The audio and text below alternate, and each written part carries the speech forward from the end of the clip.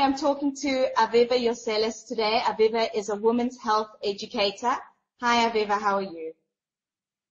Hi, Joanne. Aviva, why do we battle to eat healthy when we know that eating healthy equals better health? Yes, I like this question a lot. I'm going to answer it from the viewpoint of a public health professional and not necessarily from the viewpoint of a dietitian or a physician. But there's all different theories about how and why people change their health behaviors. If you'll see, in your neighborhood, you always have that one person who always eats healthy, always has a bag of carrots, never's touched junk food. And you have the person really on the opposite spectrum, the person who only really you see snacking on potato chips and maybe burekas and doesn't really know from vegetable salads.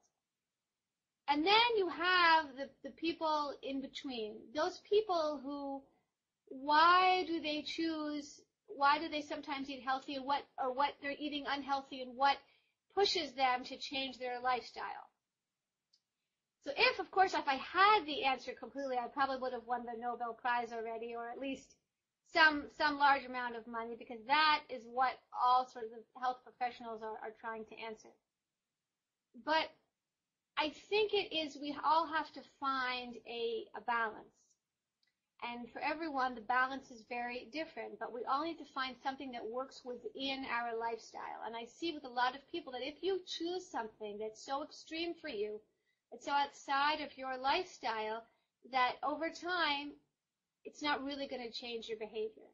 That's why often making small but incremental steps toward a larger goal is actually the better way to go. So instead of saying, I'm going to cut out all sorts of, trans fats, and I'm not going to eat anything that's unhealthy with processed food, and I'm only going to eat, organic and whole grains, etc., and vegetables. If you haven't lived like that before, it's not doable. But if you say, I'm going to try to eat whole grains 3 times a week.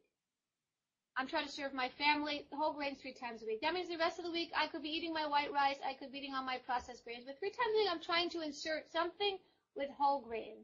That is much more of a doable action, and it's also going to make you much less against the choice. Do you think diets work? Do I think diets work? I think on a whole, an extreme diet will not work. And there are many studies that back me up on that one. They make immediate changes, but they don't make long-term health behavior modifications. The only thing that can really do that is when somebody changes their lifestyle. That means somebody who's been sedentary now has to get up and start exercising in some way. You have to really cut down on a lot of foods. If you're in an extreme situation where the doctor says if you don't stop, if you don't change your diet drastically, you're going to develop diabetes. If you're on the borderline, then you could do some crash snap diet, but that's not going to help you avoid diabetes in the future. The only way to do that is really to make a lifestyle change over time. And do you have any personal advice on how to make healthy eating fun for children? I actually just wrote a blog about that because I have 2 daughters who are gluten-free. They both have celiac.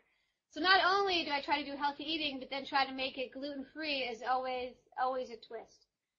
So first of all, I always tell people, you can't be extreme with kids. You can't say, okay, that's it. You can't have any sugar anywhere, not in the house, not in school, because it just makes the children, as they say in Hebrew, very anti, and they're not going to be on your side. They're not going to be long term.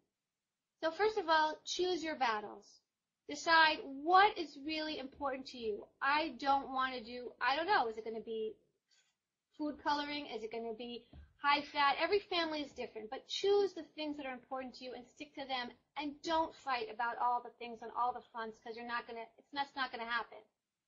Second, make make dinner time fun for your kids. Have them help you prepare the food. Start from a young age having your kids cook and having them be involved. It makes a much messier kitchen, but as time progresses, they will actually learn better how to clean up, and they will be more involved in the food making, which is good for everybody.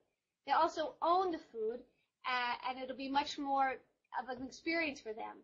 And when you sit down to eat, sit down together as a family and make it a fun time. Make a game, make a conversation, have it interactive, so they associate mealtime with family togetherness, which every little kid really, really is looking for.